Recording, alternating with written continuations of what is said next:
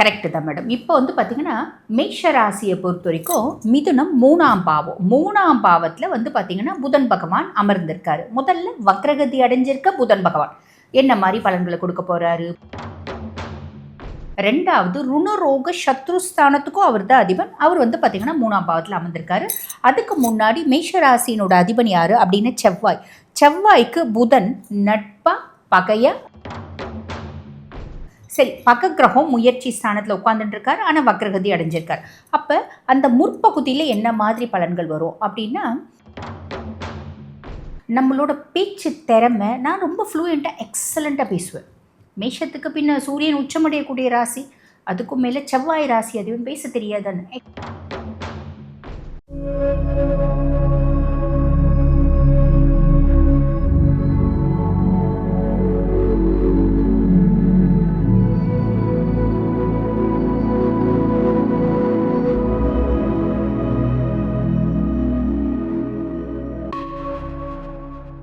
ஆன்மீக பரிகார நேயர்கள் அனைவருக்கும் அன்பான வணக்கங்கள். இன்னைக்கு நம்ம யாரை சந்திக்க வந்திருக்கோம் அப்படின்னு பார்த்தீங்கன்னா, அஸ்ட்ராலஜர் டாக்டர் தீபா அருளாளன் மேடம் தான் சந்திக்க வந்திருக்கோம். இன்னைக்கு நமக்கு ஒரு சூப்பரான டாபிக் தான் அவங்க கொடுக்க போறாங்க. என்ன அப்படின்னு பார்த்தீங்கன்னா, வர இருக்கின்ற புத பயிற்சி. இந்த புதன் பயிற்சி ஒவ்வொரு ராசிக்கும் என்ன மாதிரியான நற்பலன்களை கொடுக்க போகுது, உங்க ராசிக்கு வரப்போகக்கூடிய அந்த அதிர்ஷ்டம் என்ன அப்படின்றத இன்னைக்கு நம்ம தெரிஞ்சுக்கலாம். மேடமை சந்திச்சு முழு பதிவையும் தெரிஞ்சுப்போம். மேம், இந்த புதன் பயிற்சி அப்படிங்கிறது என்ன? புதன் பயிற்சியால ஒவ்வொரு ராசிக்கும் என்னென்ன மாதிரியான மாற்றங்கள் வந்து நடக்கும் மேம்? அதை மக்களுக்காக கொஞ்சம் சொல்லுங்களேன்.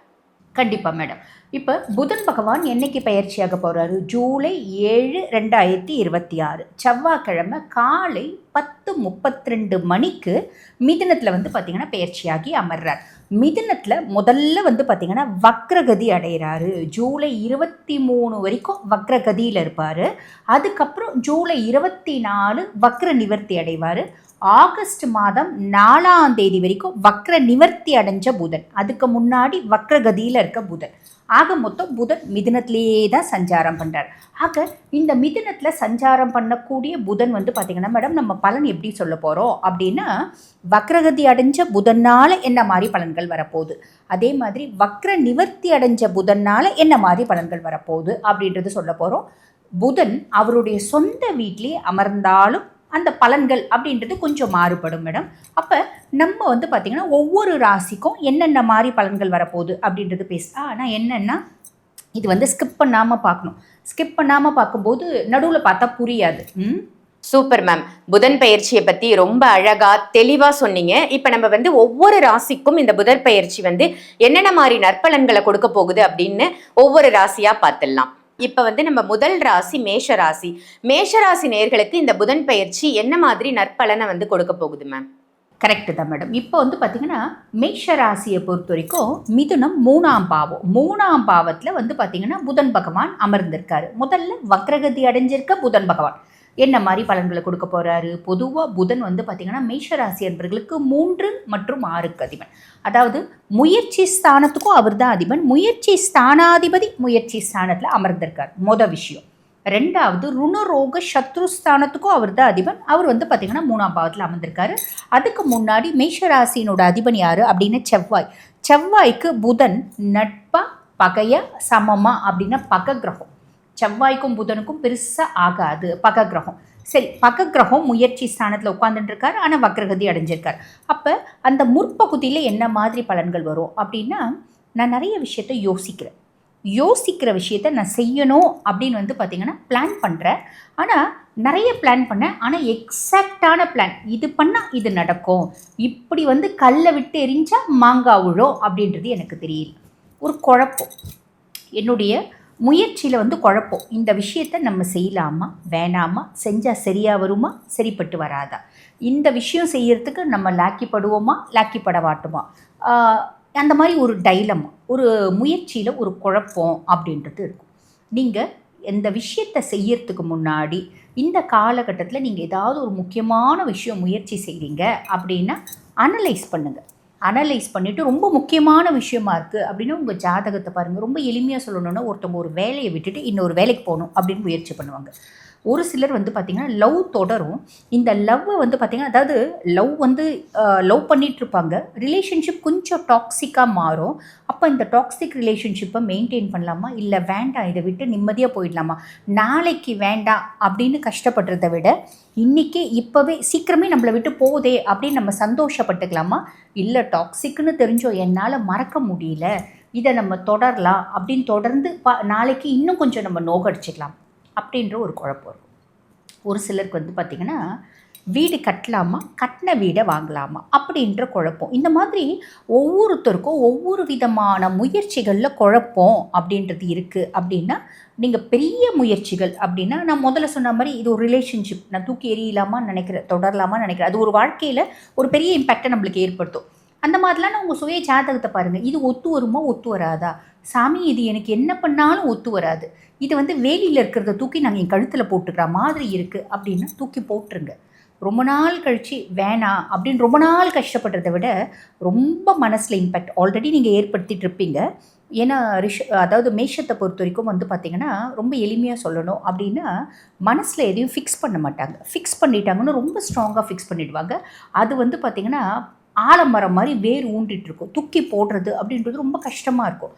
ஆனால் வேணாம் அப்படின்ற பட்சத்தில் இப்பயே தூக்கி போட்டுருங்க, இப்பயே போயிடுச்சு அப்படின்னு சந்தோஷப்பட்டுக்கோங்க. இன்னும் நம்ம வந்து பார்த்திங்கன்னா கஷ்டப்பட்டு, இன்னும் நம்ம மனசை காயப்படுத்தி, இன்னும் நம்ம வருத்தப்பட்டு, இன்னும் அழுது போனோம் அப்படின்றத விட இப்பயே போகுது, ஒரு 4 நாள் அழுவோம், 5 நாள் அழுவோம், இன்னும் ரொம்ப லேட் கழித்து போனால் 40 நாள் அழுவோம் அப்படின்ற மாதிரி தூக்கி போட்டு போகுது, நல்லது இன்றைக்கே போகுது அப்படின்ற மாதிரி நினைங்க. இது நெகட்டிவாக நீங்கள் ஏதாவது முயற்சி பண்ணுறீங்க, அதாவது உங்கள் லைஃப்பில் நெகட்டிவாக ஒன்று நடக்குது, அதுலேருந்து வெளியே வர முயற்சி பண்ணுறதா இல்லை அதை தொடர்றதா அப்படின்ற மாதிரி ஒரு டைலமா இருக்குது அப்படின்னா, இது ஒரு சிலருக்கு வந்து பார்த்திங்கன்னாங்க குடும்பம் சார்ந்தும் இருக்கும். கல்யாணம் பண்ணிக்கணும், லவ் பண்ணி தான் கல்யாணம் பண்ணிக்கணும், வீட்டில் தான் கல்யாணம் பண்ணி வச்சாங்க, ரொம்ப நாளாக இந்த உறவு முறையை நான் தாங்கிட்டுருக்கேன், என்னால் முடியல, நான் இது மாறிடும், இன்றைக்கி மாறிடும், நாளைக்கு மாறிடும், நாளன்னைக்கு மாறிடும், இப்படின்ற மாதிரி லைஃப் ஓடி போச்சு, இனிமேல் பட்டாவது சந்தோஷமாக இருக்குன்னு நினைக்கிறேன். பொதுவாகவே வந்து பாருங்கள், ஒரு இளம் வயசில் நம்மளால் நிறைய தாங்க முடியும், 30+ ஆகுதுனாலே கொஞ்சம் கஷ்டம், 40+ ஆகுதுன்னா நம்ம என்ன நினைப்போம், நம்மளுக்கு வயசு ஆயிடுச்சு ஆல்மோஸ்ட்டு, என்னால் முடியல அப்படின்ற மாதிரி நினைப்போம். ஆனால் 60 வயசு ஆனாலும் நம்ம இளமையாக இருக்கும்ன்ற எண்ணம் வச்சுக்கோங்க, அப்போ தான் நம்மளால் நிறைய விஷயத்த சாதிக்க முடியும். ஸோ அந்த மாதிரி எந்த ஒரு குழப்பமாக நீங்கள் இருக்கீங்க அப்படின்னாலும் தூக்கி போடுறதா கண்டினியூ பண்ணுறதா அப்படின்ற மாதிரி தோணும். அப்போ உங்களோட மென்டார்ஸ் கிட்ட கேளுங்க. அந்த முயற்சி தொழில் சார்ந்ததாக இருக்கலாம், குடும்பம் சார்ந்ததாக இருக்கலாம், காதல் சார்ந்ததாக இருக்கலாம், குழந்தைங்க சார்ந்ததாக இருக்கலாம், எதுவாக இருந்தாலும் உங்களோட mentors, well-wishers, spiritual guidance, astrological guidance இதெல்லாம் எடுத்துகிட்டு நீங்கள் முடிவு பண்ணுங்கள். ஏன்னா இந்த வக்ரகதி அடைஞ்சிருக்க புதன் நம்மளோட எண்ணங்களில் ஒரு விதமான குழப்பம் அப்படின்றத ஏற்படுத்துவோம். புரியுதுங்களா? நம்மளோட பேச்சு திறமை, நான் ரொம்ப ஃப்ளூயண்ட்டாக எக்ஸலண்ட்டாக பேசுவேன். மேஷத்துக்கு பின்ன சூரியன் உச்சமடையக்கூடிய ராசி, அதுக்கும் மேலே செவ்வாய் ராசி, அதுவும் பேச தெரியாதான்னு எக்ஸலண்ட்டாக பேசுவேன். ஆனால் இப்போ நான் பேசும்போது என்னோடய வார்த்தைகள் தடுமாறுது, எந்த இடத்துல எந்த வார்த்தை போடுறது அப்படின்றது ரொம்ப முக்கியமான மீட்டிங்கில் போது வார்த்தைகள் வந்து பார்த்திங்கன்னா உச்சரிப்பு, இது எங்களுக்கு கூட நடக்கும். காலையிலேருந்து நைட் வரைக்கும் கண்டினியூஸாக பேசிகிட்டு இருக்கோம் அப்படின்னு வச்சுக்கோங்களேன், எனக்கு அது ஃப்ரீக்வெண்ட்டாக நடக்கும். நான் தொடர்ந்து பேசிகிட்டே இருப்பேன், 30 நாளும் பேசிகிட்டே இருப்பேன், காலையில் நைட்டு ஒரு நாளைக்கு குறைஞ்சது ஒரு 5-6 மணி நேரமாவது பேசுகிறோமா, அப்போ வார்த்தைகள் வந்து பார்த்திங்கன்னா ஒரு தடுமாற்றம் அப்படின்றது இருக்கும், உச்சரிப்புகள் மாறி வரும். ஆனால் அது வந்து ஃப்ளோ நான் கட் பண்ணவே மாட்டேன், பரவாயில்ல விடுங்க, நம்ம தொடர்ந்து பேசும்போது அது வந்து சகஜம் தான், லெட் இட் பி, வீடியோவில் இருக்கட்டும், பார்க்குறவங்களுக்கு தெரியட்டும் அப்படிம்பேன். ஆக இந்த மாதிரி உங்களுக்கும் இந்த காலகட்டத்தில் வந்து பார்த்திங்கன்னா வார்த்தைகளில் தடுமாற்றம், நம்ம நல்ல புத்திசாலியாக இருந்தாலும் நம்மளோட பேச்சாற்றலில் வந்து பார்த்திங்கன்னா நம்மளுக்கு பேசுறதுக்கு பெருசாக தெரியலையோ, எல்லாரும் எக்ஸலண்ட்டாக பேசுகிறாங்க, அந்த மாதிரி நம்மளுக்கு வந்து பார்த்திங்கன்னா பேச முடியலையோ, நம்ம இப்போ ரொம்ப மாறிட்டோமோ அப்படின்ற மாதிரியெல்லாம் தோணும். அதே மாதிரி நம்மளோட எண்ணங்கள், சிந்தனைகள் அத்தனையும் வந்து பார்த்திங்கன்னா எல்லாமே ஒரு டைலமாவை க்ரியேட் பண்ணும். புரியுதுங்களா? எதிர் வீடு, பக்கத்து வீடு, 3வது தெருவில் இருக்க 4வது வீடு, எல்லாருக்கிட்டையும் பேசும்போது சில வார்த்தைகள் அன்னெசரி வேர்ட்ஸ் யூஸ் பண்ணிவிடும், அதனால் ஒரு நெகட்டிவ் இம்பேக்ட் அப்படின்றது ஏற்படும். இதெல்லாம் வந்து பார்த்திங்கன்னா temporary, no need to worry, temporary. நான் முன்னாடியே சொன்னேன், 23 வரைக்கும், ஜூலை 7லேருந்து 23 வரைக்கும் தான் இந்த மாதிரி இம்பேக்ட் இருக்கும். அதுக்கப்புறம் 23லேருந்து ஆகஸ்ட் 4 வரைக்கும் இந்த பிற்பகுதி என்ன, 3ஆம் பாவம் முயற்சி ஸ்தானத்தில் புதன். நான் முதல்ல இருந்தபடி திருப்பி வந்துட்டேயா அப்படின்ற மாதிரி தான். என்னோடய புத்திசாலித்தனம், எக்ஸலண்ட்டான பேச்சு, ஆக்கப்பூர்வமான அறிவு, நான் சொன்ன பார்த்தீங்களா வார்த்தை தடுமாறும் அப்படின்னு. அதாவது ஆக்கப்பூர்வமான அறிவு, எழுத்தாற்றல், சிந்தனை இதெல்லாம் மேலோங்கும். ஒரு வார்த்தை தடுமாறுனா நம்ம வந்து முட்டாள் அப்படின்றது கிடையாது. நம்ம கான்ஸ்டண்ட்டாக பேசிகிட்டே இருக்கும்போது வேர்ட்ஸ் வந்து பார்த்திங்கன்னா ஸ்லரிங் வரும். ஓகேங்களா? அந்த மாதிரி உங்களுக்கு அந்த ஒரு பர்டிகுலர் டே நிறையவே வரும். அதுக்கப்புறம் நீங்கள் யார், உங்களோட திறமை என்ன, உங்களோட பிரதிபலிப்பு என்ன, அத்தனையும் வரும். அப்போ பலன்கள் அப்படின்னு சொல்லும்போது நீங்கள் எடுக்கக்கூடியது எல்லாமே சக்ஸஸ் ஆகும். உங்களோட முயற்சிகள் அத்தனையும் சக்ஸஸ் ஆகும். ஏன்னா புத்திசாலித்தனமான கிரகம் அவனோட புத்தி கூர்மையான நிலைமையிலே உங்களுக்கு 3ஆம் பாவத்தில் இருக்கா அப்படின்னும் போது எடுக்கக்கூடிய எல்லா முயற்சிகளும் சக்ஸஸ் ஆகும். ஆனால் நல்ல முயற்சிகளாக எடுங்க. நல்ல முயற்சிகளாக எடுக்கிறது நல்லது. இன்னொரு ஆஸ்பெக்டில் சொல்லும்போது பகை கிரகம் அப்படின்ற பட்சத்தில் நம்ம சில நேரம் வந்து என்ன பண்ணுவோன்னா தப்பான ஒரு விஷயத்தை கிளிங் பண்ணி இதுதான் வந்து கரெக்டான முயற்சி அப்படின்ற மாதிரியும் பண்ணுவோம். ஸோ அனலைஸ் பண்ணிவிட்டு செய்யுங்க. வாழ்த்துக்கள். Super ma'am. ரொம்ப அழகா தெளிவான பதிவா இந்த புதன் பயிற்சி மேஷராசி நேயர்களுக்கு என்னென்ன மாதிரி நற்பலன்லாம் கொடுக்குது அப்படின்னு சொன்னீங்க.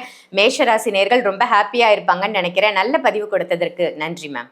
இந்த பதிவு உங்க எல்லாருக்கும் பயனுள்ள பதிவா அமைஞ்சிருக்கும் அப்படின்னு நினைக்கிறேன். இதை மற்ற ராசிக்காரர்களுக்கும் ஷேர் பண்ணுங்க. மறக்காம நம்ம ஆன்மீக பரிகாரம் இந்த சேனலை சப்ஸ்கிரைப் பண்ணிக்கோங்க. அதே மாதிரி மேடம் நீங்க நேர்ல சந்திக்கணும், ஜாதகம் பார்க்கணும், ஜாதகத்தில் இருக்கக்கூடிய சந்தேகங்களை கேட்டு தெரிஞ்சுக்கணும் அப்படின்னு நினைச்சாலும் வீடியோல தெரியிற நம்பருக்கு கால் பண்ணி அப்பாயின்மெண்ட் வாங்கி டைரக்ட் கன்சல்டேஷன் எடுத்துக்கோங்க. நான் வெளியூர்ல இருக்கேன், வெளி மாநிலத்துல இருக்கேன், இல்ல வெளிநாட்டுல இருக்கேன், நான் எப்படி பாக்குறது அப்படின்னு நினைச்சீங்கன்னா இதே நம்பருக்கு கால் பண்ணி அப்பாயின்மெண்ட் வாங்கி ஆன்லைன் கன்சல்டேஷனும் நீங்க எடுத்துக்கலாம். இந்த பதிவு உங்க எல்லாருக்கும் நல்ல பதிவா பிடிச்ச பதிவா அமைஞ்சிருந்ததுன்னா நான் ஏற்கனவே சொன்ன மாதிரி மற்றவங்களுக்கும் ஷேர் பண்ணுங்க. மற்றொரு பதிவுல உங்க எல்லாரையும் சந்திக்கின்றேன். நன்றி, வணக்கம்.